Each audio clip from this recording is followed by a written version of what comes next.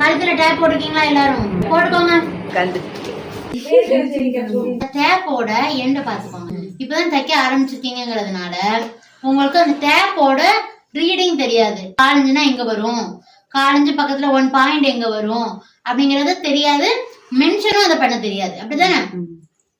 இப்ப சும்மா 1 இன்ச் அப்படின்னா அந்த 1 இருக்கிறதுனால 1 இன்ச்சு, 2 இருக்கிறதுனால 2 இன்ச்சு அப்படிதானே சொல்றான். என்ன பண்ணும் அப்படின்னா உங்க டேப்போட கார்னர்ல ஒரு சில்வர் கொடுத்துருப்பாங்களா, அந்த சில்வரோட ஸ்டார்டிங் தான் 0. சரியா? அது பக்கத்துல ஒரு சின்ன கோடு இருக்கும் பாருங்க, அதை வந்து உங்களால பார்க்க முடியாது. எப்படி பார்க்க முடியும்? டைனி லைன் இருக்கா, இதை என்ன சொல்லுவாங்க அப்படின்னா 1/8 சொல்லுவாங்க. குட்டி குட்டி லைன்ஸ் இருக்கும். அந்த லைனை 1/8, 3/8, 5/8, 7/8 நம்ம எடுத்துக்கிறோம். அதை விட கொஞ்சம் பெருசா இருக்கு. அந்த கொஞ்சம் பெருசா இருக்க லைன் என்ன பண்றோம், 1/4 இன்ச்சு, 3/4 இன்ச்சு, 1/4 இன்ச்சு, 1/3 இன்ச்சுன்னு சொல்றோம். இப்போ அதுக்கு கீழே ஒரு லைன் இருக்கு, அந்த லைன் சொல்றோம் 1/2 இன்ச்சுன்னு சொல்றோம்.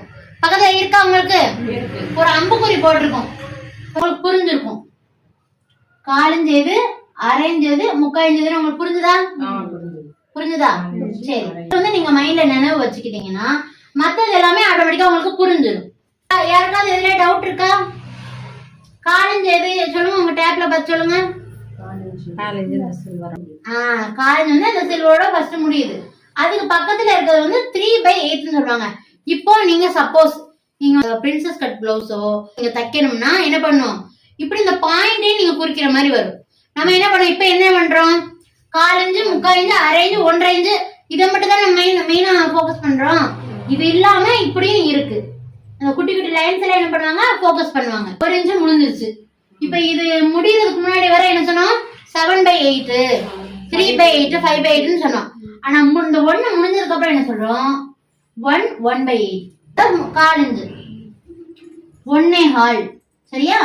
1/4, 1/2, 1/3 அப்படிதானே சொல்லுவோம். அப்ப இந்த 1க்கு அப்புறம் வரத 1/8, 1/3/8, 1/5/8, 1/7/8 சொல்லி நம்ம மென்ஷன் பண்ணணும். அடுத்து உங்களுக்கு ஆட்டோமேட்டிக்கா தெரிஞ்சிடும். 2க்கு அப்புறம் என்ன வரும், 2/4, 2/2, 2/3. புரிஞ்சுதா? இப்ப எப்படி மெஷர் பண்ண உங்களுக்கு புரிஞ்சதுல ஒரு ஐடியா கிடைச்சிட்டா? அவ்வளவுதான் விஷயம். இப்ப டேப் பொறுத்த அளவுக்கு இதான்.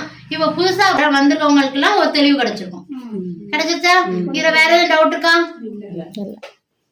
யாருக்கும் இல்லையா? இல்ல. சரி.